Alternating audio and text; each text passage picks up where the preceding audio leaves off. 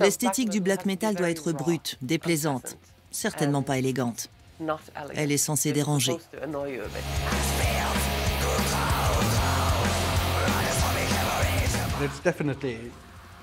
Le black metal se caractérise par une esthétique particulière, qui est transmise par la musique, le maquillage, le côté noir et blanc et l'iconographie satanique, ce genre de choses. Mais cette image évolue sur ce spectre.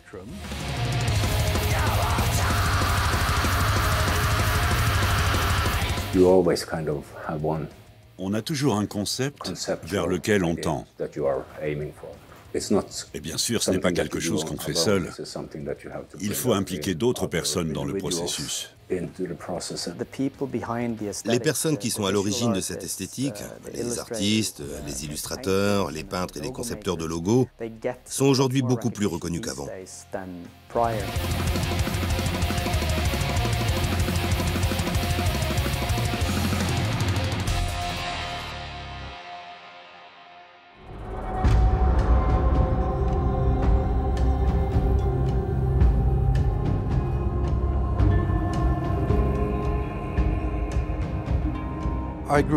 J'ai grandi ici, à Bergen, et j'avais une douzaine d'années quand j'ai entendu parler pour la première fois de ces horribles satanistes. J'aimais le son du black metal, mais je ne le comprenais pas vraiment. Je le percevais comme une forme de bruit, et j'en avais même un peu peur parce que cette musique me semblait dépourvue de sentiments.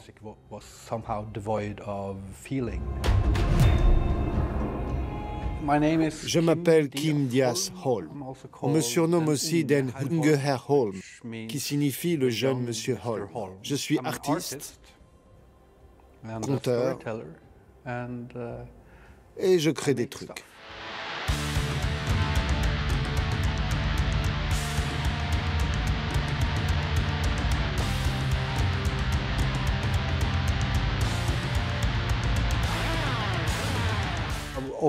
J'ai toujours aimé la musique. Elle a toujours été très importante pour moi. J'aime peindre en musique. Ce lien a toujours été présent.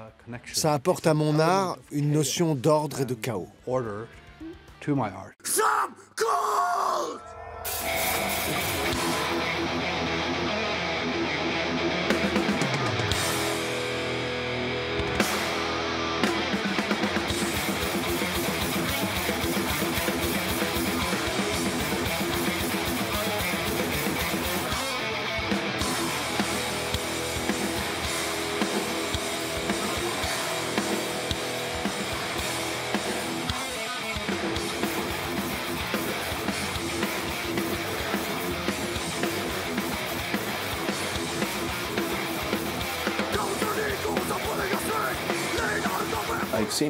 Je l'ai vu plusieurs fois dans la fosse.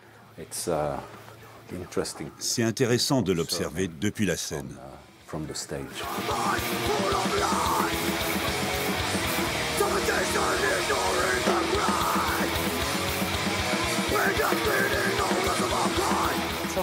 C'est trop drôle de le regarder travailler pendant les concerts.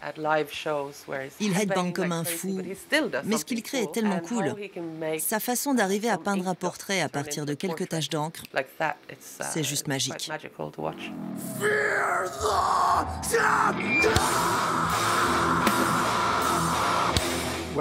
Quand je dis que dessiner des concerts, c'est sympa, c'est une définition très spécifique du mot « sympa ». La plupart du temps, je me dis « Oh non, non, non, non, ah, sympa ».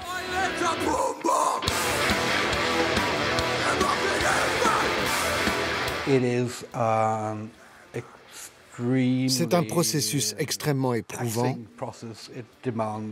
qui requiert toute mon attention. 90% de mes coups de pinceau ne sont pas corrects. Ils ne sont pas comme ils devraient être. Et je dois réagir en permanence à ce qui se passe dans la salle.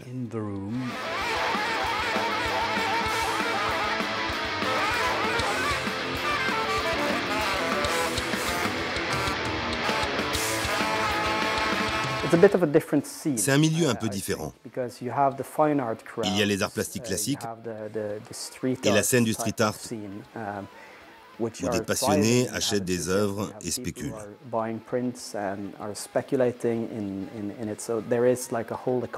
Il y a toute une économie qui gravite autour de ça. Ce n'est pas le cas dans le monde des arts obscurs. On va dire que ça se vend moins bien.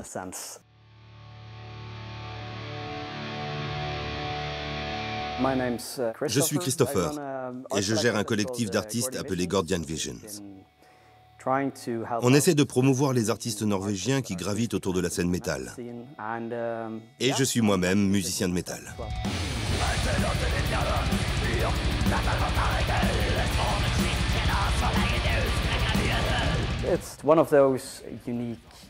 C'est un de ces genres musicaux où il y a un lien très fort entre les émotions, la musique, l'énergie, la performance et l'aspect visuel. Tout concourt à restituer les sentiments avec authenticité. Je vais les enlever pour les protéger des éclaboussures. Personne n'est en sécurité quand je déballe mes encres. Avec Kim et Winterbris, le groupe dans lequel je joue, on a déjà travaillé sur 2 albums avant celui-ci. On a sélectionné plusieurs chansons et on a demandé à Kim de les interpréter à sa manière, sans lui fournir de consignes. On a voulu voir ce que ça donnerait. Aujourd'hui, Kim va peindre une image pour la dernière chanson de notre album. Ça, c'est du papier et ça, c'est de la toile, c'est ça ? Et tu as utilisé de l'acrylique. Oui, et là, ce sont principalement des aquarelles. Je trouve qu'elles vont très bien ensemble, même si ce sont des techniques différentes. En tout cas, ces 2-là s'accordent parfaitement. Je pense que ça rendra aussi très bien sur papier. Je suis d'accord. Il ne me manque plus que mon matériel de dessin et la musique. Ok. Des cloches d'église. C'est une chanson de Noël.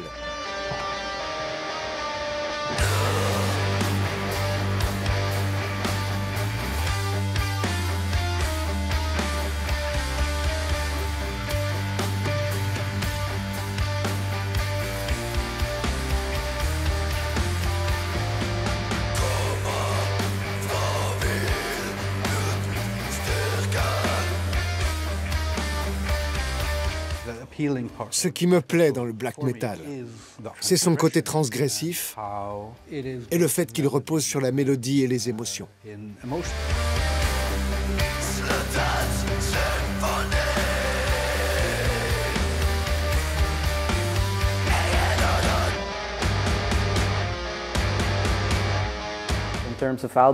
Sur les pochettes d'albums de death metal, on trouve encore pas mal d'images sanguinolentes, des meurtres et parfois même pire. Mais c'est quelque chose qu'on voit assez peu dans le black metal. C'est plus symbolique, je dirais même plus expressionniste.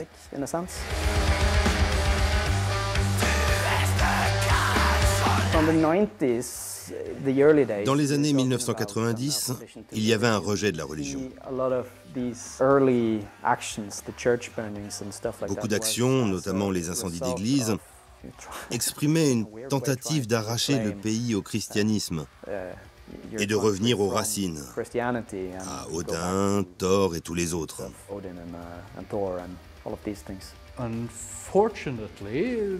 Malheureusement, le risque de basculer dans l'idéologie d'extrême droite, qui se nourrit de cette illusion d'un passé glorieux, n'est jamais très loin. Ce qui est d'autant plus idiot que même si des régimes fascistes arrivaient au pouvoir, comme on le voit en ce moment un peu partout dans le monde, l'art extrême n'y aurait pas sa place.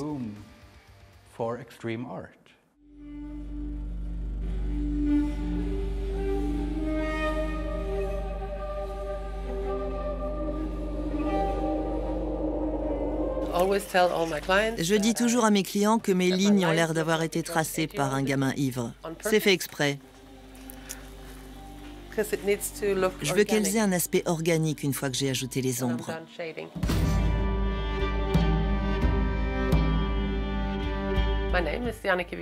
Je m'appelle Jannike Wiese Hansen, je suis tatoueuse depuis plus de 30 ans. Et j'ai conçu des pochettes d'albums et des logos pour des groupes de black metal, à l'époque où le black metal est apparu.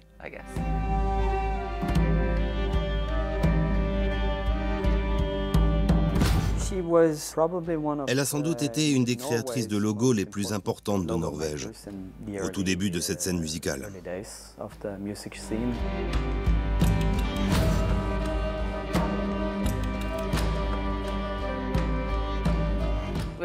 On était un tout petit milieu.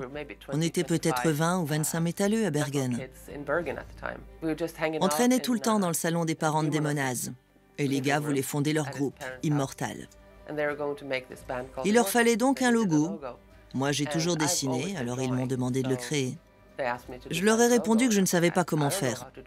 Ils m'ont demandé une croix à l'envers, que ce ne soit pas lisible, plutôt un design reconnaissable. Comme ça, quand on voit le logo, on sait qui c'est, si on connaît le groupe. Sinon, on doit regarder la tranche de l'album pour le découvrir. C'est la punition.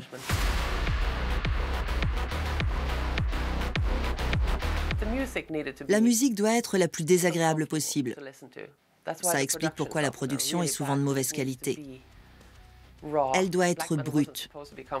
Le black metal n'est pas censé être agréable et mélodieux. Il doit agacer. Et je pense que ça va de pair avec le fait d'avoir un logo indéchiffrable. Ça, c'est le logo de Galsworld. Il est encore sous blister parce que je préfère écouter le CD.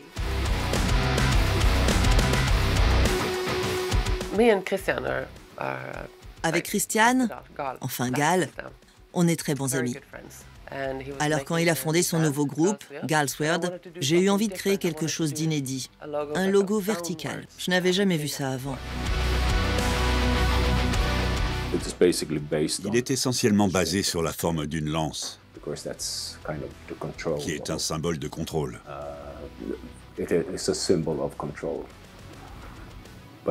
En même temps, il représente une créature, un personnage que j'ai introduit comme élément symbolique. On a donc une forme humaine, des bois et une lance. C'est en quelque sorte la trinité de Galsworld.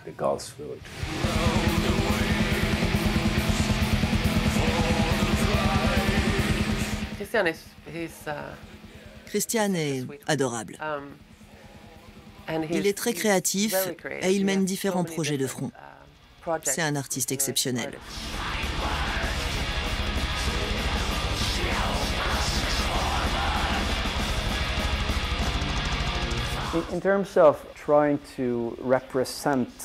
Pour ce qui est de transmettre les émotions du black metal, je pense que personne ne peut rivaliser avec sa présence scénique. Ce qu'il a fait avec Gorgoroth en particulier, c'est vraiment une référence en matière d'esthétique et de puissance brute.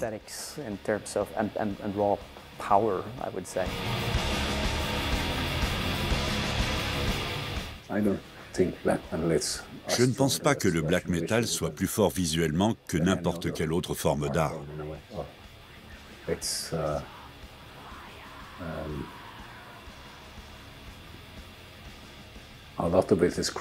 La plupart du temps,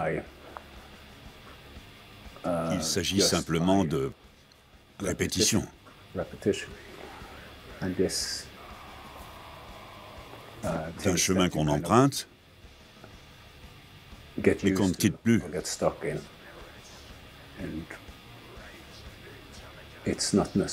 Ce n'est pas forcément une bonne chose de rester coincé dans ses propres idées.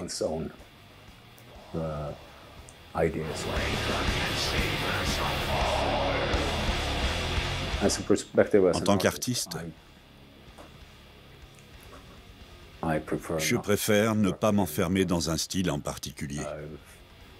Les autres ont tendance à vous mettre dans des cases. Je crois que j'ai terminé. Super. Parfait. On va laisser sécher un peu, puis on enlèvera le ruban adhésif. Là, je saurai si je suis content ou pas. Je crois que je suis content. Ça me plaît. Si tu es content, je le suis aussi. Non, c'est faux. C'est trop marrant parce que ça ressemble pas du tout à ce que j'avais imaginé. Ce qui s'est passé, c'est que cet encrier était tellement sale que j'ai cru qu'il contenait de l'encre noire. Je l'ai pris et je me suis rendu compte qu'elle était bleue. Je me suis dit, bon, la chanson s'intitule Black Mirrors. Si le destin me fait prendre du bleu, c'est que je ne dois pas peindre du noir. Et si je n'utilise pas de noir, alors je ne peux pas peindre de miroir. Ouais, la chanson a un petit côté bleu en plus. C'est vrai. Elle donne le blues.